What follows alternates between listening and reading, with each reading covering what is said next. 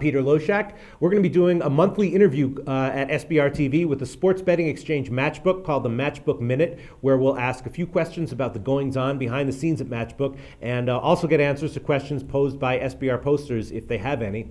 The man doing the interviews with us will be Francis Osei, who is the head of operations at Matchbook. To refresh your memory, Matchbook was a very popular U.S.-facing sports betting exchange that had notably low commissions. They also had some rumors of financial troubles, but in general it was very popular and very well regarded. The old owners then sold Matchbook and new ownership took over. They pulled out of the U.S. market, and now it's a new overhauled exchange serving the non-U.S. markets and with more professional management in general. So Francis, thanks for doing these calls with us. Peter, it's a pleasure, and thanks for having me.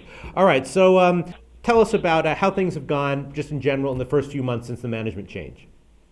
Well, Pete, I mean, we've been really impressed and we're quite happy. Things have gone really well. Obviously, it was quite a sort of turbulent few weeks when we first acquired the company, and one of the first responsibility we had here was in terms of company restructuring, and that's to try and place Matchbook in the best possible position in terms of entering new markets, in terms of regulation, compliance.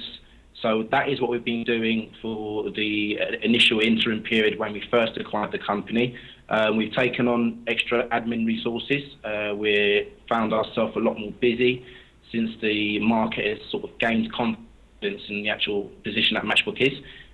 We've now had some new major clients join us.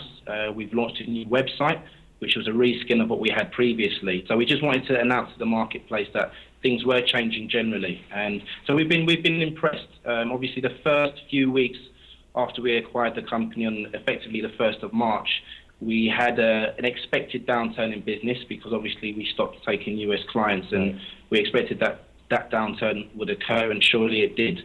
But from the month of March onwards, we've seen a dramatic increase in business. So we're happy with the progress that Matchbook has made, especially after taking such a strategic decision in terms of pulling out from our core client base. So about when you acquired Matchbook, about how much of your client base was based in the U.S. percentage-wise?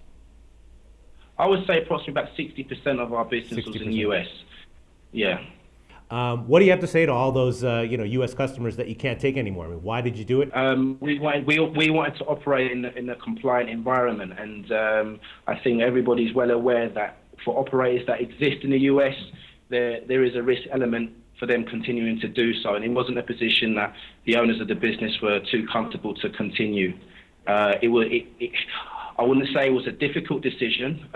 We obviously valued the customers that we had on the platform, but it was a decision that had to be made. So we're hoping that in future, if things do change in the US, if things become a little bit more easier for people to actually operate there, then fantastic. But in the interim period, we wanted to make sure that if those legislations did change, Matchbook would be one of those operators that would be, especially from the new ownership point of view, we would be in a better position to take advantages of any favourable conditions that may well occur. All right. So with the new Matchbook, how's your commission structure? Because the old one had a great commission structure, but that's one of the things people love, especially in some sports like baseball. The commission structure has changed over the years. I mean, before we took over, there was generally the net win situation, which a lot of the operators, especially the two major exchanges on this side of the water, tend to use. What we decided to do was to hopefully compensate people that were willing to put up two-way markets. We still have the lowest commission in the industry.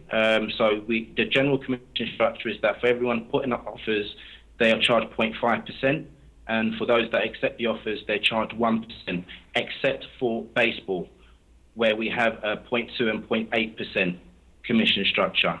All right, and so who are your main competitors now? Betfair, BetDAC. We try not to compare ourselves to, obviously, the two major exchanges that operate, but we definitely are very, very confident that the product offering we have, especially in US sport, I mean, you'll find it very, very hard to find an exchange that has as much liquidity with US sports. Right. Our commission structure, like I said, is one of the best in the industry. I don't know anywhere else where that could be found. And we have fantastic odds. Our prices are consistently at the top end of the market. So we're hoping to obviously become the backbone of exchange programs in Europe and worldwide. It's a big challenge. Obviously, Betfair and BetDAC, these guys have been around for a long, long time. But eventually, we're very confident that Matchbook will be a very credible alternative to the two major guys that exist at the moment. All right. Well, thanks, Francis. Once again, we'll be doing these calls monthly throughout the year. So if anyone has any questions that you'd like Matchbook to address, post them in the Matchbook Minute threads in the Sportsbook and the Industry Forum at SBRforum.com. And we'll speak to you next month, Francis.